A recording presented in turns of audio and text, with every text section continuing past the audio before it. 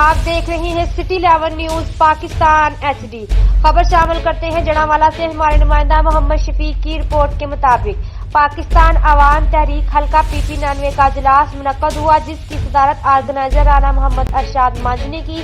اجلاس میں منہاج القرآن حلقہ PP99 کے صدر عامر الطاف، محمد رمضان، محمد یونس، جنرل سیکرٹری پاکستان عوام تحریک PP99 قاری وقار، قاری بوٹا، خادم حسین، رانا عدنان اکبر، رانا عبد الرحمان، رانا عبد الخالق، رانا بابر، رانا عبد القیوم، رانا زبیر، سلیم اوان، افضل اوان، رانا ناصر، محمود گجر نے شرکت کی۔ اس موقع پر خطاب کرتے ہوئے رانا محمد ارشاد منج، عامر الطاف، محمد یونس، محمد رمضان، رانا عدنان اکبر اور دیگر نے کہا کہ کسی بھی تحریک کو جب 40 سال مکمل ہو جاتے ہیں تو اس کی کامیابی یقینی ہو جاتی ہے۔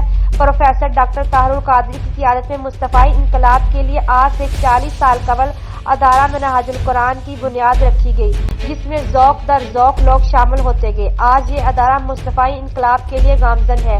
انشاءاللہ بہت جلد کامیابی ہوگی اور ملک میں ہر کسی کو انصاف ملے گا۔ اس وقت عوام کی نظریں پروفیسر ڈاکٹر طاہر القادری کی طرف ہیں، کیونکہ پاکستان کی عوام ہر پارٹی کو اپنا چکی ہے۔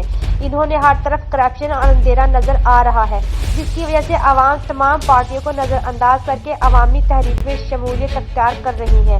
انہوں نے کہا کہ پاکستان عوامی تحریک کے انصاف پر جو اعتماد کیا عمران خان اس پر پورا اترے، بلکہ موجودہ حکومت کے دور میں سانحہ ماڈل ٹاؤن پر انصاف کی بجائے نظر انداز کیا جا رہا ہے۔ آخر میں میلاد کانفرنس کی کامیابی کے لیے دعا مانگی گئی اور تحریک منہاج القرآن کے 40ویں اور یوم تاسیس کا کیک بھی کاٹا گیا۔